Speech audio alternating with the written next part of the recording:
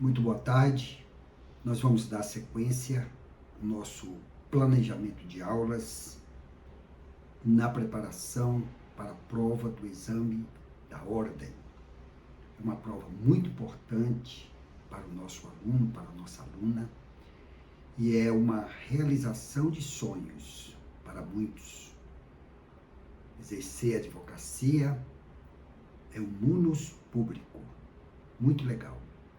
Para isso, nós vamos ministrar hoje a disciplina que consta no edital, Direito Ambiental.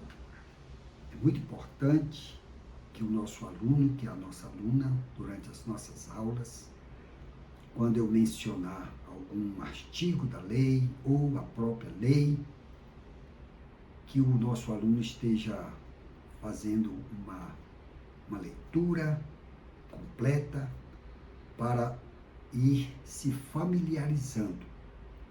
No final da nossa aula de hoje, eu informarei a fonte de onde eu tirei, de onde eu extraí o nosso conteúdo de nossa aula de hoje, para que você, se você quiser, compre esta obra jurídica para que faça parte já da sua futura biblioteca. O operador do direito, ele precisa ter uma biblioteca. Ele precisa ter livros à sua disposição, independentemente do Google, mas ele precisa ter a sua própria biblioteca. Nossa aula de hoje, nós vamos iniciar com o esgarçamento da camada de ozônio. É muito importante que o nosso aluno, alguns termos técnicos, nós vamos estar falando ao longo de nossas aulas e, com o tempo, o nosso aluno e a nossa aluna vai se familiarizando. Então, tem muitos termos aqui que são termos técnicos. Mas se você ler as leis que eu vou falar, você vai com certeza aprendendo, que é um processo de aprendizagem. Nosso tema de hoje é um tema que fala sobre fontes do direito ambiental. Inicialmente, nós já falamos isso em outras aulas, o que é fonte? Fonte é a origem, é onde tudo nasce, é chamado nascedouro. Então, fontes do direito ambiental são as origens de como evoluiu o direito ambiental.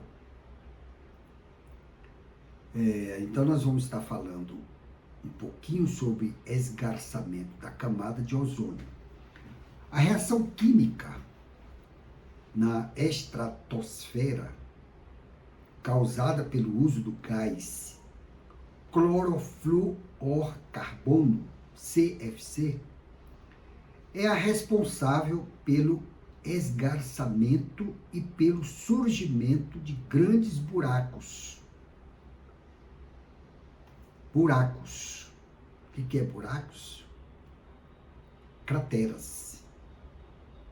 Profundidade, né? Importante o aluno já captando essas palavras-chave. Buracos da camada de ozônio da Terra. É fato comprovado cientificamente que a camada do ozônio tem a função de impedir ou diminuir a incidência de raios ultravioletas na superfície terrestre. Raios estes que podem provocar nos seres humanos queimaduras e câncer de pele. Normas de direito ambiental, como a Convenção de Viena para a Proteção da Camada de Ozônio, em 1985, e o Protocolo de Montreal, em 1989, vem determinando a substituição do clorofluorcarbono, CFC, por gases inofensivos à estratosfera do planeta. Isso está dentro do campo principais questões ambientais atuais. Ao longo dos anos, foram criadas várias leis em defesa do sustentáculo do ambiente ou do meio ambiente. O artigo 225 da Constituição Federal, ela traz nos seus incisos toda esse arcabouço legislativo que vão tratar sobre o ambiente, o dano ambiental, a fauna, os biomas. Então, tudo isso é normatizado. Nós temos várias leis que nós vamos tratar nessa disciplina que preservam o meio ambiente. Aliás, o meio ambiente é de todos nós. Todos nós somos responsáveis em cuidar do meio ambiente. Não jogar nos mares, nas águas, nos rios, nas lagoas, nas praias, nos córregos dos rios, nas cachoeiras, produtos que venham danificar o meio ambiente. A Constituição Federal de 88, ela preza muito bem nesses cuidados, nessa proteção. É importante o nosso aluno entender que o direito ambiental, a responsabilidade civil é objetiva. Ah, professor, mas o que é isso? A responsabilidade civil objetiva, o constituinte originário, quando decretou esse instituto, é que aquele que danifica o meio ambiente, independentemente de culpa, ele é obrigado a reparar, a indenizar. Então é importante esses termos que eu trago aqui para o nosso aluno: responsabilidade objetiva, proteção ambiental, dano material, dano ambiental, proteção da camada de ozônio. Tudo isso é importante para que nós tenhamos um meio ambiente sadio, sustentável. A palavra certa é essa mesmo, sustentável. Então, todos os países, todas as nações estão preocupados com as gerações futuras. Porque hoje nós temos a água. Nós vamos estar vendo, daqui a pouco, a essência da água para a sobrevivência do homem. Dentro desse tema, principais questões ambientais atuais, nós vamos tratar agora sobre as mudanças climáticas e aquecimento global. Você vê que esse assunto ele é atual. Se você assistir através da mídia televisiva, todos os assuntos que tratam diariamente, todo mundo está preocupado com o clima. Nós tivemos um relatório aí, assistindo aí os jornais das mídias, no ano passado, 2023, essas mudanças climáticas e o aquecimento global chegou a um ponto máximo. A 5 pontos, 6 pontos acima da média do calor, do aquecimento global. Então é muito importante que todos nós cuidemos do meio ambiente. para que cuidemos da água que nós bebemos, o saneamento básico, o esgoto ao céu aberto.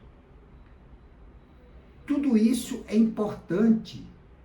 Os governos, os governantes, os mandatários, os prefeitos, os governadores, os ministros da área ambiental se preocuparem com o meio ambiente. Porque todos estão envoltos para o mesmo objetivo comum, que é salvar o planeta. Qual o planeta? O planeta Terra. É muito importante. Então vamos falar um pouquinho sobre as mudanças climáticas e o aquecimento global dentro desse tópico, principais questões ambientais atuais. O G20 já vai se reunir aí, essa semana, onde eles vão tratar sobre meio ambiente, sobre sustentabilidade, tecnologias para avanços, para não agredir o meio ambiente como um todo. Mas aos poucos nós vamos falando. Desde o advento da Revolução Industrial, nós falamos muito em outras aulas, principalmente do direito do trabalho, nós falamos sobre a Revolução Industrial, que aconteceu mais ou menos no ano de 1700, por aí. Desde o advento da Revolução Industrial, as atividades humanas têm acentuado a concentração dos gases de efeito estufa, como o dióxido de carbono, CO2, e o metano, CH4, na atmosfera. Do total do estoque de CO2, ou seja, de dióxido de carbono e similares, emitido por ações antrópicas, 70% são provenientes da queima de combustíveis fósseis da Terra. Nós vamos estar falando muito sobre esses combustíveis fósseis da Terra, principalmente pelas queimadas.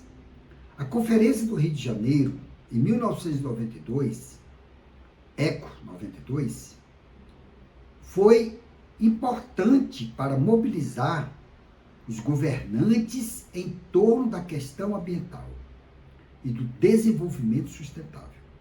Foi o início das discussões internacionais sobre o aquecimento global, que culminou com o Protocolo de Quioto em 1997, documento que estabelece objetivos de redução de emissão de gases de efeito estufa para os países signatários.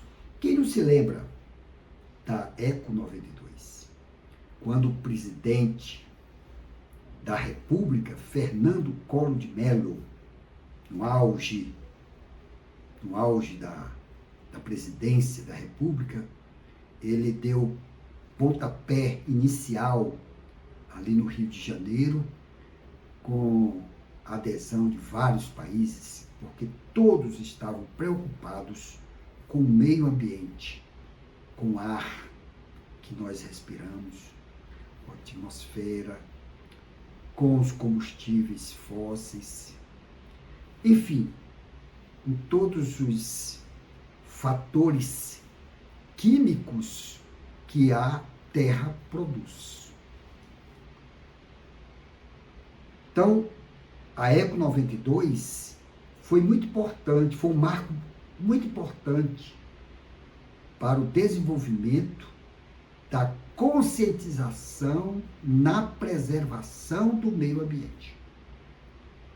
Muito importante essas convenções, esses tratados, que ao longo da nossa da nossa cadeira de direito ambiental, nós vamos estar falando sobre documentos, resoluções, tratados, convenções e assim sucessivamente. Agora vamos falar sobre os resíduos. Sobre os resíduos. O consumismo do final do século XX e deste início do século XXI possui características próprias. O ciclo de vida útil dos produtos é curtíssimo. A mídia induz os consumidores a descartar produtos seminovos para adquirir novos modelos. É a era do conhecimento e da informação, onde possibilita o surgimento de novas tecnologias a cada dia. E o desenvolvimento econômico de algumas nações tem como consequência o aumento da renda média da população, incentivando o consumo. Há uma série de normas ambientais que determinam o tratamento adequado de resíduos e reutilização e o reaproveitamento de materiais e produtos recicláveis e sanções àqueles que poluem o meio ambiente. É muito interessante essa disciplina porque ela trata do nosso cotidiano. Ontem mesmo eu assisti uma reportagem onde falava que o Brasil ele gasta com desperdício de resto de matéria de verduras, alimentos, tomates, alface, frutas, etc., um percentual muito grande, onde há envolto no país quase de 23 milhões de pessoas passando fome. E o que se produz no Brasil é X vezes mais do que o desperdício. Então, se todos nós procurarmos politizar, conscientizar aquilo que nós consumimos e coerentemente ou ecologicamente, nós vamos estar salvando o nosso planeta. Então, por isso que esse consumismo desenfreado, isso não vem favorecer. Por quê? Vou citar um exemplo. Você tem um celular, um aparelho celular. No ano que vem, você não quer mais esse aparelho celular. Ele vai ser descartado. E aonde vai parar esse produto? Nós somos responsáveis por esse descarte. Não é só eu trocar o aparelho. Ah, eu tenho dinheiro, eu vou trocar. Não, não é isso. É onde vai ficar esse aparelho. Qual destino vai ser tomado ou dado a esse aparelho? E aí vem bateria, vem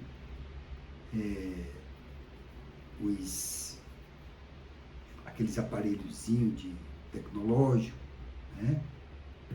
E assim sucessivamente. Então, tem que ter uma conscientização da população de, se possível, reaproveitar o máximo desses produtos. Nós temos aqui, em volta do Distrito Federal, várias associações de catadores, de recicladores, aqueles que reciclam produtos. Nós temos eu assisti até uma vez uma reportagem que nós temos aqui um depósito onde todos esses produtos, por exemplo, o PC do computador, o monitor, ele vai para esse local e lá eles fazem reciclagem e tornam esses produtos rentáveis. Ou seja, eles reaproveitam, isso ofere rendas para as pessoas que querem trabalhar com esses resíduos sustentáveis. Agora vamos tratar sobre a perda da biodiversidade. A biodiversidade, variabilidade de organismos vivos de todas as origens, é muito importante, né? Conhecermos essas nomenclaturas, né? Está ameaçada, sobretudo nos países tropicais. Olha que o Brasil, nós temos regiões que são totalmente tropicais. Os principais processos responsáveis pela perda da biodiversidade são perda e fragmentação dos habitats, introdução de espécies e doenças exóticas, exploração excessiva de espécies de plantas e animais, uso de híbridos e monoculturas na agroindústria e nos programas de reflorestamento, contaminação do solo, água e atmosfera por poluentes e ainda mudanças climáticas. Antes da Eco 92, ninguém se preocupava com essa biodiversidade. Não havia uma conscientização dos governantes, dos países, com relação à biodiversidade. E a partir do Eco 92, começaram os países interessados, Japão, Estados Unidos, os países europeus, Tóquio, Brasil, os países vizinhos ao Brasil começaram a se preocuparem com essa biodiversidade. Por quê? Porque interessa a todos. Quem é que quer viver num país onde a maioria da população foram contaminadas com o césio, por exemplo? Foi contaminada com fósseis, foram contaminadas como nós temos lá em Cubatão, né, perto de Santos, São Paulo, onde no passado houve uma explosão. Eu vou estar trazendo aqui, em rápida palavra, uma síntese desses principais fatos que ocorreram com essa biodiversidade. Então é importante que todos se preocupem com a biodiversidade, porque são organismos vivos. São organismos vivos. E também de todas as origens. Isso é muito importante. Agora vamos tratar sobre as principais questões ambientais atuais dentro desse enfoque ainda, né? E que são todas questões que o dia a dia, quando nós vamos assistir qualquer noticiário, é estampado lá sobre a climatização, sobre a atmosfera, a biodiversidade, etc. Agora é muito importante o tema que eu vou tratar agora. Preste muito bem atenção, que são questões recorrentes na prova do exame da ordem. A prova do exame da ordem, principalmente dessa disciplina, você, meu aluno, você, minha aluna, você vai, geralmente, a banca, ela tira as questões muitas das vezes, não quer dizer que seja todos os exames, da literalidade das leis. Então é muito importante que o nosso aluno e a nossa aluna preste atenção sobre esses temas que estão à margem, aplica-se a lei e você vai entendendo o que está à margem e aí você vai encaixando dentro da questão da prova do exame da ordem. A prova do exame da ordem é muito importante. Eu vou trazer uma questão dentro da nossa aula de uma questão do exame da ordem. Escassez da água no planeta. O desenvolvimento industrial acarretou o crescimento desenfreado, sem controle, das cidades. São as megas metrópoles, Belo Horizonte, São Paulo, Brasília, Rio de Janeiro, enfim. A maioria das grandes metrópoles do Brasil tem essa dificuldade. Houve um desenvolvimento desenfreado de população, de construções. E aí nós já sabemos o resultado. Rio de Janeiro, Belo Horizonte, São Paulo vivenciaram Brasília, Viracauí, não precisa falar muito não, Asa Norte, a própria UNB, a magnífica reitora, pediu aí ajuda à Câmara Legislativa, à Câmara dos Deputados, para que o que aconteceu nas últimas chuvas ocorridas ali no campus da UNB foi torrencial. Os prejuízos são enormes. Então há uma preocupação dos gestores, dos governantes, parlamentares, aquelas pessoas que são da área, né, da biologia, da oceanografia, enfim, todos esses envoltos a essas áreas climáticas, ambientais e assemelhados. Então, o desenvolvimento industrial acarretou o crescimento desenfreado das cidades. A grande massa populacional necessita de água para sobreviver. Olhe, água para sobreviver. Agora, nós temos água suficiente? Não temos. Não temos água suficiente. Mas vamos chegar lá. Necessita de água para sobreviver e para utilizar o dia a dia. O acesso à água torna-se mais difícil com o crescimento das cidades. Os corpos d'água são contaminados por esgotos domésticos. O que são esses esgotos? Eu falei lá no início, aqueles esgotos do céu aberto, né? Trazendo doença, infecções, etc, etc, etc. Lixo, fertilizantes, pesticidas, efluentes industriais. O que são efluentes industriais? São aqueles restos de gases que poluem os rios, córregos, etc. Que contém benzeno, óleos, ácidos, metais pesados.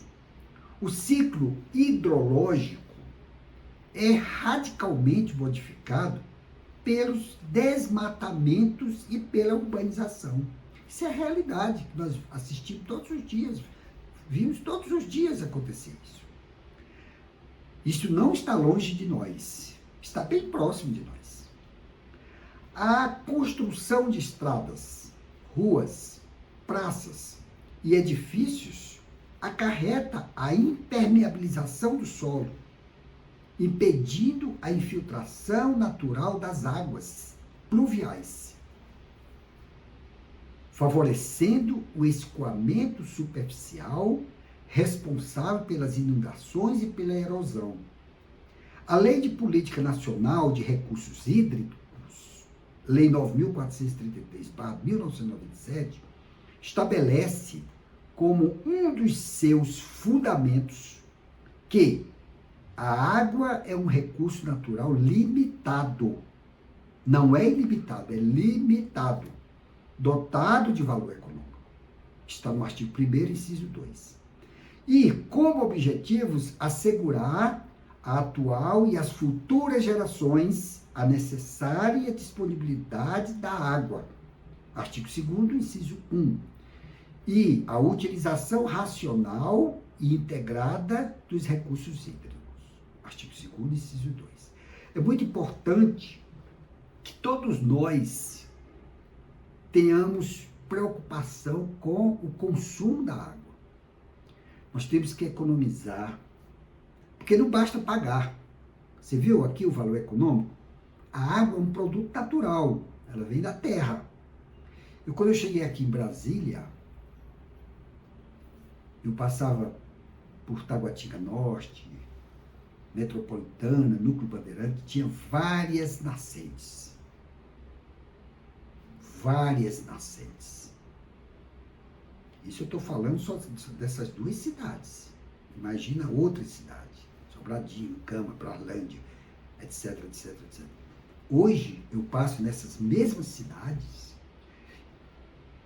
e tem um agravante. A população quadruplicou. Não temos uma nascente. Não temos uma bica. Então, é por isso que o consumo de água e esse produto que está escasso tem que ser conscientizado. Tem que ser consumido de forma sustentável, de forma consciente.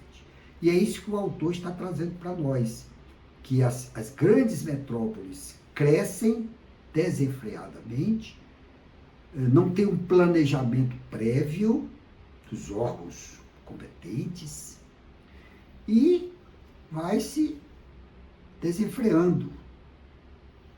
As pessoas assumem aí as casas, vão puxando, fazendo gambiarra daqui, gambiarra dali. Isso não é legal. Isso não é legal. Para nós que temos essa conscientização de que esses produtos são indispensáveis para a sobrevivência. A água é indispensável, a energia é indispensável. E assim sucessivamente. Com isso, nós vamos estar vendo as tragédias ambientais, que é consequência desta falta de planejamento dos urbanistas, né? Dos ambientalistas, e assim sucessivamente. Então, as tragédias ambientais, como se não bastassem, os novos dilemas ambientais, acidentes e catástrofes, se seguiram a partir do final da década de 50 do século XX. E seus nomes ressoavam como ecos para denunciar a gravidade dos riscos e necessidade de reforçar a ação internacional no domínio da proteção do meio ambiente.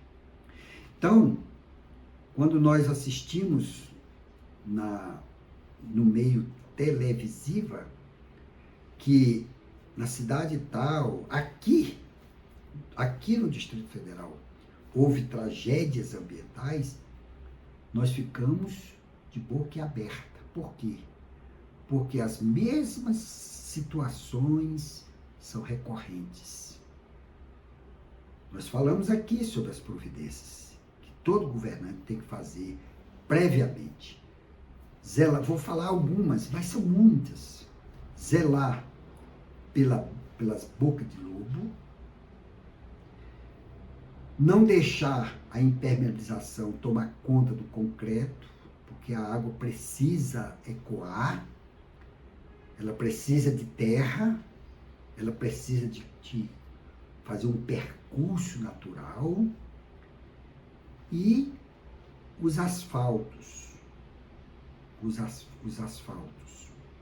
e também a impermeabilização desses asfaltos impedem a circulação natural das águas.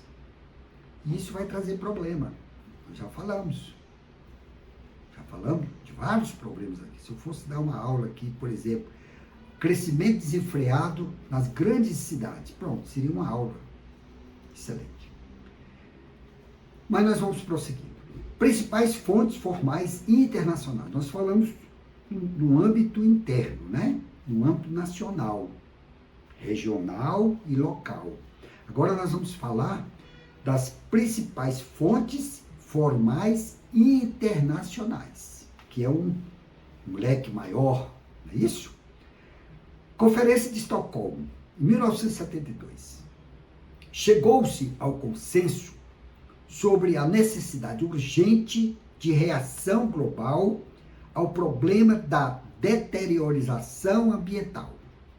Ademais, as constituições supervenientes passaram a adotar o princípio do meio ambiente ecologicamente equilibrado. Isso, a nossa Carta Política versa com todas as letras no artigo 225, no artigo 215, no artigo 216, no artigo 217 da Constituição Federal de 1988. É importante, meu prezado aluno, minha prezada aluna, que você vá lá no artigo 225 da nossa Constituição e leia atentamente os 11 incisos contidos nesse parágrafo, além dos parágrafos, né, especiais. Ademais, as constituições supervenientes passaram a adotar o princípio do meio ambiente ecologicamente equilibrado. Olha a palavrinha-chave, não esqueça. Princípio. Opa! Princípio. Mas de quê? Do meio ambiente. Palavrinha-chave. Quando vier as questões da prova do exame da ordem, você, meu aluno, tem que conhecer essas palavras-chave. Porque senão você não vai responder com tranquilidade. Tem que conhecer essas palavrinhas. Adotar o princípio do meio ambiente ecologicamente equilibrado como um direito fundamental. O que é? Eu já falei isso. Princípio fundamental dentro do direito ambiental ecologicamente equilibrado. O que é esse direito fundamental? Cláusula pétrea. Cláusula pétrea. Está lá no artigo 60 da Constituição Federal. Cláusula pétrea. Um dos seus resultados foi a criação do Programa das Nações Unidas para o Meio Ambiente, PNUAMA. PNUMA, a sigla. Trata-se de uma agência do Sistema das Nações Unidas, ONU, responsável por promover a conservação do meio ambiente e o uso eficiente de recursos no contexto do desenvolvimento sustentável.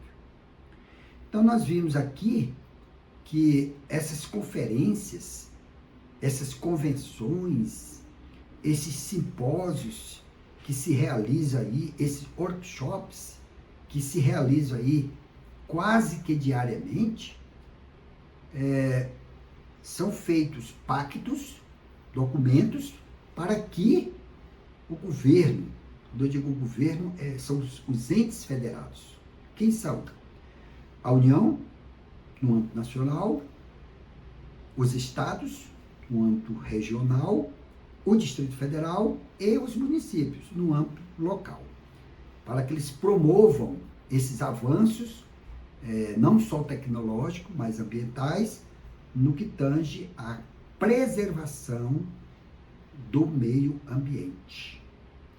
Vamos falar de outra conferência muito importante para o agregamento do avanço na preservação do meio ambiente.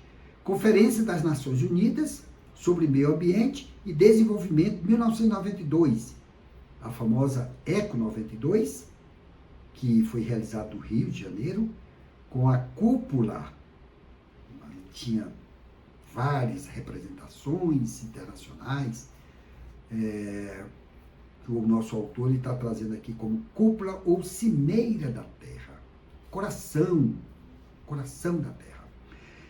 Marca a busca pela proteção ao meio ambiente em prol do bem-estar de todos. Opa, esta palavrinha é muito chave. Meu aluno não pode ficar despercebido dessa palavra. De todos. O que é todos? Coletivo. Não é para uma determinada população. Não, para todos. erga omnes, né? Do bem-estar de todos e da efetiva proteção do planeta. Olha que outra palavrinha-chave, proteção do planeta. Ah, mas eu não tenho nada a ver com o planeta. Tem, no momento que eu jogo um pedaço de papel dentro de uma boca de lobo, esse pedacinho de papel vai se somar às outras unidades. E aí vai entupir aquela boca de lobo. Eu não posso fazer isso. Não é dotada de natureza jurídica. Claro, não é dotada de natureza jurídica. Claro, e nem de tratado. É o direito natural, que nós já falamos sobre o direito natural. O que é o direito natural? É o direito de todos. É isso? Natureza. É o direito de todos. Não é dotada de natureza jurídica e de tratado, claro. Reafirmou princípios da Declaração de Estocolmo de 1972 e explicitou princípios, olha a palavrinha-chave, princípios como da responsabilidade objetiva. Opa! Nós já falamos sobre responsabilidade objetiva. O que é responsabilidade objetiva? Não custa nada a gente repetir. É onde o infrator do dano ambiental vai indenizar o Estado, o município, a União, o Distrito Federal, independentemente de culpa. Isso é muito importante. Responsabilidade objetiva por danos do meio ambiente. Do princípio do poluidor pagador. Opa, outro princípio, nós vamos estar falando sobre esse princípio lá na frente. O princípio do poluidor pagador. E do desenvolvimento sustentável. Importantes documentos foram elaborados ao final do evento. Qual evento? Conferência das Nações Unidas sobre Meio Ambiente e Desenvolvimento, em 1992, lá no Rio de Janeiro. Como a Convenção sobre Diversidade Biológica, a Convenção sobre Mudanças do Clima, a Declaração de Princípios sobre o Uso de Florestas ou das Florestas, a Declaração do Rio e a Agenda 21. Olha que chique. Vários documentos que se colocaram na mesa e foi colocado para deliberação e tudo está documentado. Nós temos várias leis que tratam sobre esses temas. Vamos dar sequência. Temos mais uma. Protocolo de Quioto. Aconteceu em 1997.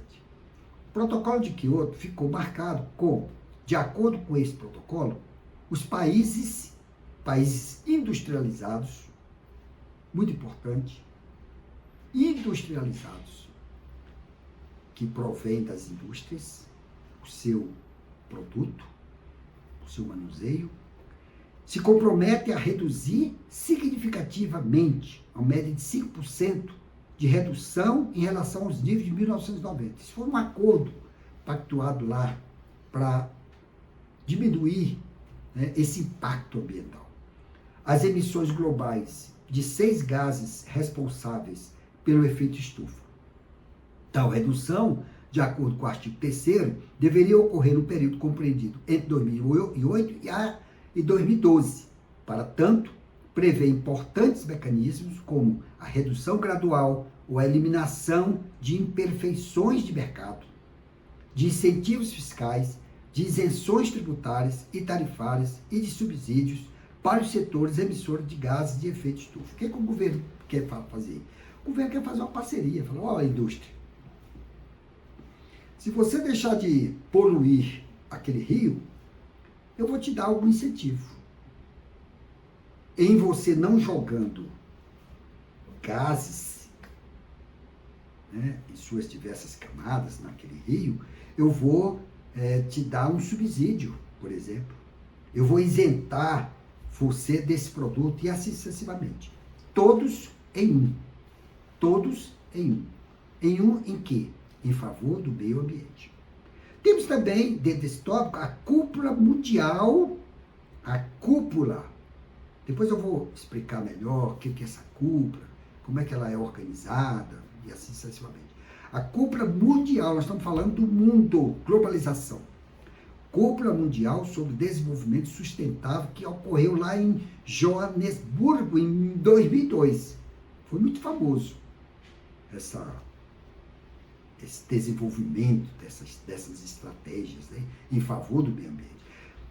Para isso, reforçou-se, olha aí, reforçou-se, quer dizer, além daquelas providências que nós já falamos, de Estocolmo, lá no ECO 92, agora nós temos aqui, reforçou-se, quer dizer, mais um elemento atenuante em favor do meio ambiente, no qual nós todos somos inseridos, todos.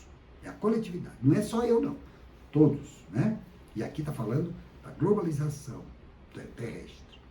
Reforçou-se o compromisso de aceleração do cumprimento das metas socioeconômicas e ambientais elaboradas nos encontros anteriores, que nós já falamos. Gerou 2 documentos importantes que estão hoje nos anais dos registros históricos do direito ambiental, que foram a Declaração de Joanesburgo em Desenvolvimento Sustentável e o Plano de Implementação, PI. Vamos falar isso aqui mais na frente, quando a gente for estudar dos capítulos 12, 13, etc. E para fechar, com chave de ouro, Conferência das Nações Unidas sobre Desenvolvimento Sustentável, Rio +20. Foi outro evento importante, onde se reuniram também várias entidades representativas e recolocou, você vê, lá é reforçou, na cúpula mundial é reforçou, aqui recolocou ou recoloca o tema meio ambiente na agenda comum internacional, apresentando como principais focos a economia verde, nós vamos falar muito sobre a economia verde, e a erradicação da pobreza. Esses 2 temas, economia verde e erradicação da pobreza, são temas atuais. O nosso atual governo federal, um dos seus motes é erradicar a pobreza, é melhorar a vida do povo, é dar qualidade de vida para o povo. Este é o mote do governo federal. Claro, o governo estadual também deverá colaborar, o município terá que colaborar também, o Distrito Federal e assim sucessivamente. Bem, eu espero ter, nessa primeira aula, ajudado de alguma forma a você, meu aluno, você, minha aluna, compreender melhor o nosso direito ambiental, que é uma matéria linda, é uma disciplina muito legal, com temas atuais. E eu espero que nas próximas aulas nós vamos trazer mais informações e o nosso prezado aluno, prezada aluna vai se familiarizando com esses termos técnicos. A fonte que eu extraí esse cabedal de informações foi do livro que eu recomendo que o nosso aluno compre, que adquira esse livro, Manual de Direito Ambiental, o autor é Romeu Tomé, eu utilizei a 6ª edição da editora Jus Podfi, a edição de 2016. Agora, meu caro aluno, antes de eu passar para a questão, eu trouxe aqui uma questãozinha para você já ir se familiarizando, pegue seu celular, por gentileza, e aponte para o nosso QR Code, que vai aparecer aqui do lado direito da telinha, e quando você aponta o QR Code, ele automaticamente direciona você aos nossos endereços, WhatsApp, o endereço do nosso escritório de advocacia, as nossas aulas, o conteúdo de cada aula, também o nosso e-mail, nosso endereço eletrônico, caso você tenha alguma dúvida sobre essa disciplina de hoje, sobre essa matéria de hoje, você mande para nós, que nós, à medida do possível, nós vamos lhe responder em um breve tempo.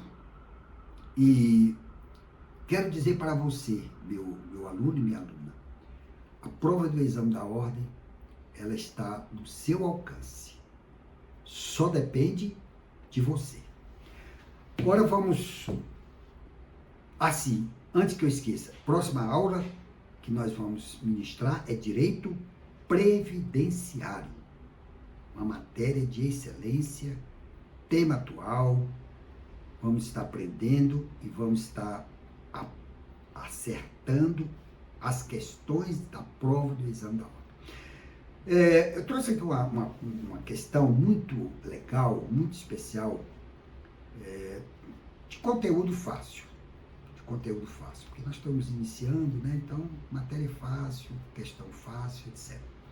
Que a questão diz o seguinte: o engenheiro ambiental, João, é muito importante, nosso aluno, conhecer a categoria desses agentes que estão trabalhando no direito ambiental. Por exemplo, o engenheiro ambiental, ele é muito importante para dar parecer técnico no âmbito ambiental. Então é importante, né? O engenheiro ambiental, João, foi contratado pelo empreendedor Alfa, é uma empresa, para coordenar uma equipe multidisciplinar durante a elaboração de estudo de impacto ambiental. Nós vamos estudar muito esses impactos, esses estudos ambientais, que tem a sigla EIA. Nós vamos estudar muito sobre isso. Referente a empreendimento que causará relevantes impactos ambientais. Esse estudo, ele é impactante para que não haja dano ambiental. Então, é muito importante esse estudo previamente elaborado por um técnico. E aqui, no caso, é o engenheiro ambiental. Ele é o técnico responsável por esse estudo. Para isso, ele foi contratado. João também foi contratado para representar o empreendedor. Quem é o empreendedor? É o Alfa, né?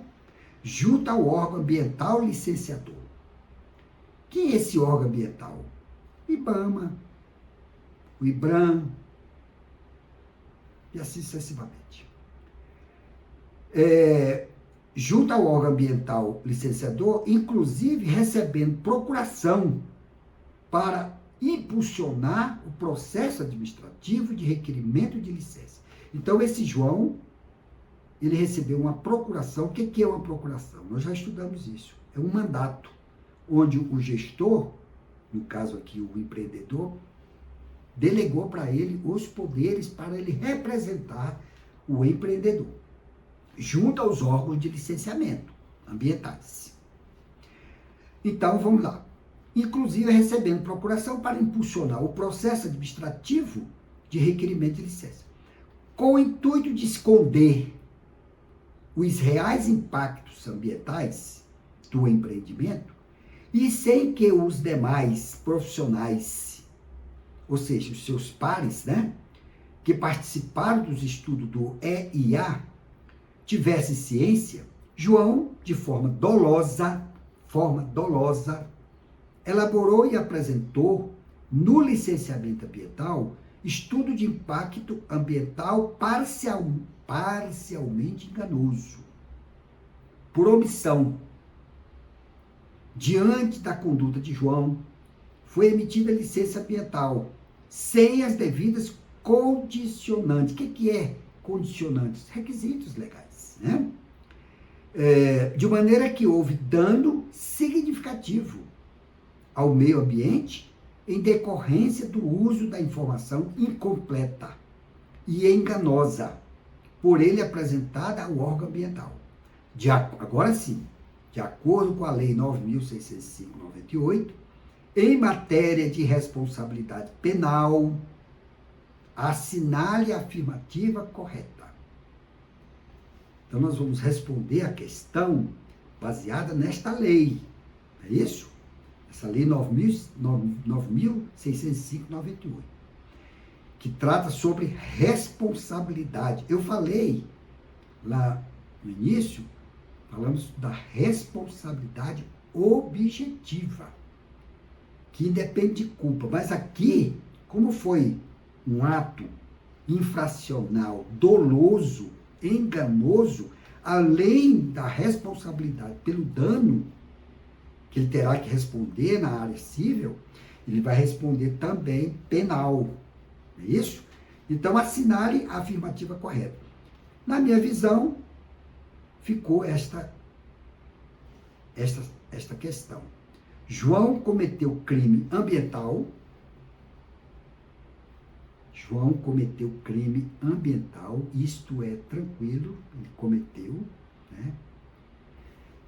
E a pena deve ser aumentada, é um agravante seríssimo, e a pena deve ser aumentada. Por quê?